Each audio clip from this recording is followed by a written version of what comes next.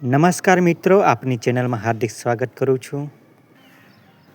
આજે આપણે વાત કરવાના છે વિદ્યાર્થીઓના બેંક ખાતામાં સ્કોલરશિપ ના આવવાના કારણો, એટલે તમારા ખાતામાં પૈસા આવતા નથી એના વિશે વાત કરીશું।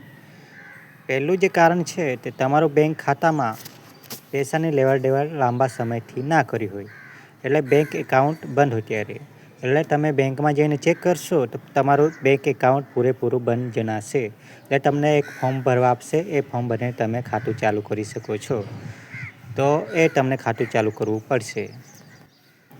બીજું જે કારણ છે બેંકમાં આધાર લિંકિંગ અથવા ડીબીટી બાકી હોય, એટલે બેંકમાં આધાર લિંકિંગ અથવા ડીબીટી બાકી હોય તો તે કરાવવી જરૂરી છે, અને જો ના કરાવી હોય તો તમારા બેંક એકાઉન્ટમાં એટલે સ્કોલરશિપ જમા થશે નહીં। તો શિષ્યવૃત્તિનું ચૂકવણું આધાર બેઝ કરવામાં આવે છે, એટલે કે વિદ્યાર્થીનો આધાર નંબર જે બેંક ખાતા સાથે લિંક હોય તે બેંક ખાતામાં શિષ્યવૃત્તિની ચૂકવણી કરવામાં આવે છે। આથી તમામ વિદ્યાર્થીઓએ આધાર અને બેંક ખાતાનું લિંકિંગ સીડિંગ કરાવેલું હોવું જરૂરી છે, અને ના કરાવેલું હોય તો તાત્કાલિક કરાવી લેવાનું રહેશે। તો એ મુજબ સૂચના છે। મિત્રો, અમુક કિસ્સાઓમાં એવું બને કે કોઈ વિદ્યાર્થીના બે બેંકમાં ખાતા હોય તો તેમાંથી એક જ બેંકમાં લિંકિંગ સીડિંગ થઈ શકે છે। આધાર લિંકિંગ એ તેને જ ડીબીટી પણ કહેવામાં આવે છે, પરંતુ જો વિદ્યાર્થીને બે ખાતા છે, બરાબર છે, તો જે ખાતામાં તમે લિંકિંગ કરાવેલું છે એ જ સ્કોલરશિપના ફોર્મ ભરતી વખતે આપવાનું રહેશે।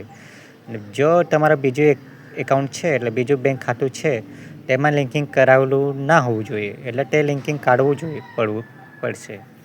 એટલે જે લિંકિંગ કરાવેલું છે એ જ ખાતું તમે સ્કોલરશિપની ફોર્મ ભરતી વખતે આપવાનું રહેશે, ત્યારે જ તમારા બેંકમાં ખાતામાં પૈસા આવશે। બીજા ખાતામાં જો લિંકિંગ કરાવેલું હોય તો એ ખાતું પણ આપી શકો છો, પરંતુ પહેલાં તમે ચેક કરાવવાનું રહેશે કઈ ખાતામાં તમારું લિંકિંગ થયેલું છે। તો મિત્રો, જે ખાતામાં તમે લિંકિંગ કરાવેલું છે એ જ ખાતું તમે સ્કોલરશિપના ફોર્મ ભરતી વખતે આપવાનું રહેશે, ત્યારે જ તમારા ખાતામાં પૈસા આવશે।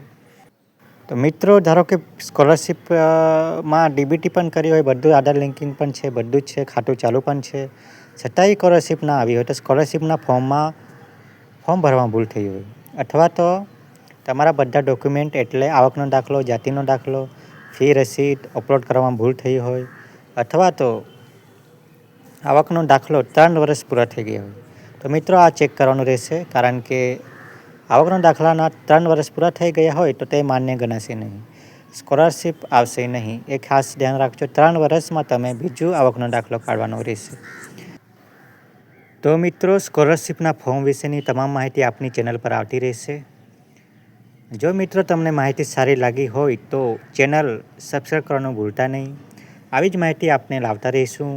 તો મિત્રો, આપ સૌનો આભાર, ધન્યવાદ।